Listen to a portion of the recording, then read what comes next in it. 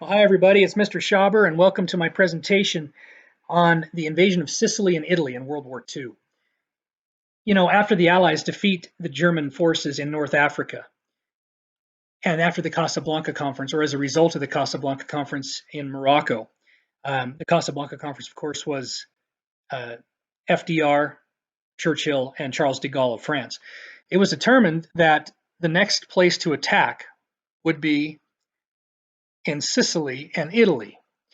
And so uh, the American military forces they knew it was going to be a brutal battle for Italy, and so we had to pick a general that was going to be fearless and a little crazy, right, and feared by the enemy to lead our troops to victory in these places. And so let's talk about that guy for a second.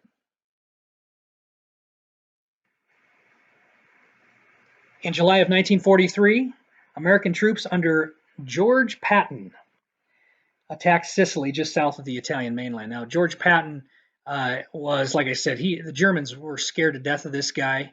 The Germans weren't afraid of much, but they were scared of Patton because he was unpredictable and he was a little nuts. He was just hardcore as a general can be. And so he leads the attack first on Sicily. The island falls in just 38 days. And once that happens, Mussolini, the dictator of Italy, is overthrown. In September, now, of course, this attack on Sicily was in July. In September, early fall of 1943, as Allied troops threaten the rest of Italy, its new government surrenders. And so now we have to take down mainly the German troops who are in Italy defending that country, because Hitler knows that's a buffer zone for him. If we take Italy, then we're on our way toward Germany. And so the German troops, of course, will continue to resist, and they retreat up the Italian peninsula. Uh, by November of 1943, the German defenses stiffen and our forces' advancement stalls. And that's when a major battle will occur. But first, let's look at a couple of pictures of Sicily. Here's July of 43, right? Our forces rush ashore into Sicily. And again, the island fell in basically 5 weeks, which sounds like a long time, maybe, or maybe it sounds like a short time, but we hammer the enemy there. This is pretty crazy, though. During the invasion of Sicily, an American cargo ship loaded with ammunition explodes after being hit by a bomb from a German plane. I mean, that's a pretty crazy sight. And somebody got that, snapped a picture at just the right time, didn't they?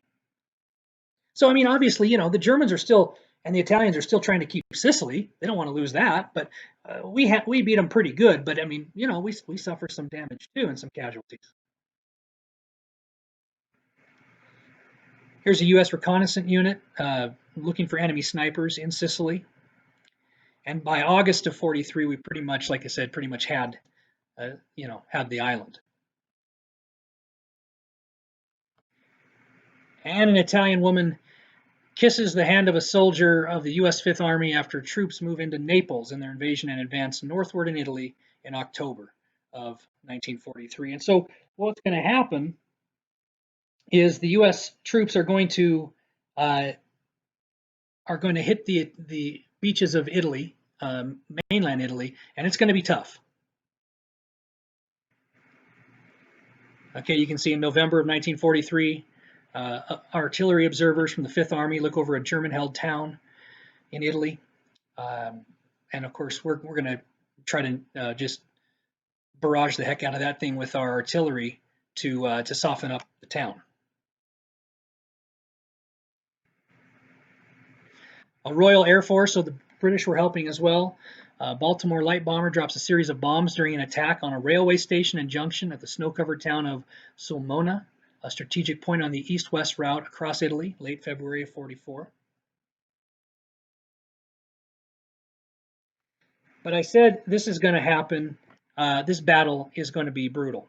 And after Sicily, we hit the Italian coastline, and for the next 4 months, uh, in January of 1944, for the next 4 months, our troops are going to fight to move just a little more than a few miles beyond the beach inland um, before we finally break through the German defenses in May of 1944.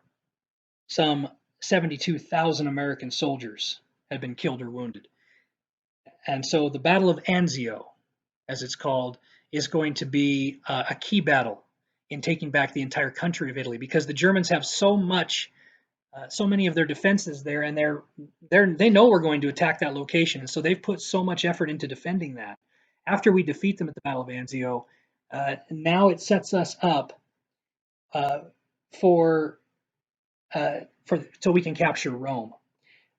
But many more months of heavy fighting are going to be required before the Germans in northern Italy finally surrender in April of 1945, just before the war ends. And so, Italy is going to be a major location of importance in World War II because, as long as Hitler could hold that, he could keep us away from Germany. But as soon as we conquer Italy, and knock the Germans and Italians back, now we're on our way to Germany itself.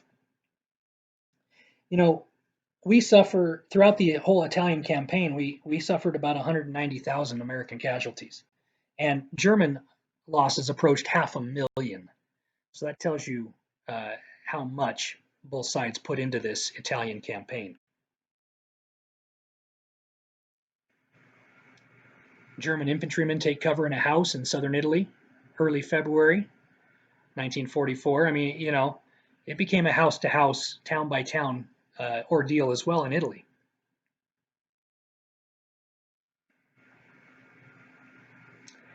The Italian city of Cassino in May of 44. The day after the city's capture by the Allies, Hangman's Hill is shown in the background, scene of bitter fighting during the long and bitter siege of the stronghold. The Battle of Cassino, Monte Cassino, is going to be a brutal battle as well. And, again, it's hard. I don't want to beat a dead horse, but Hitler had to keep Italy, and we had to take it, and so something had to give. Here's one of our generals commanding the Fifth Army, talking to troops right after they threw back a German attack in the hills north of Viareggio, Italy, in 1944.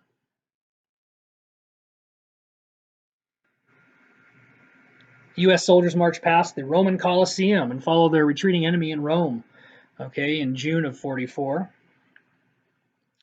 Pretty cool. And what are the odds? How about this? Mount Vesuvius of ancient history fame, spewing ash into the sky again, erupting as a U.S. Army Jeep speeds by shortly after the arrival of the Allied forces in Naples, Italy in 1944. So Mount Vesuvius basically blew up again during World War II. Okay, it just, Pompeii was already covered, so the ash is going to go somewhere else this time. Of course, this one didn't do as much damage as the ancient one did, but, pretty crazy that the Mount Vesuvius would blow up again.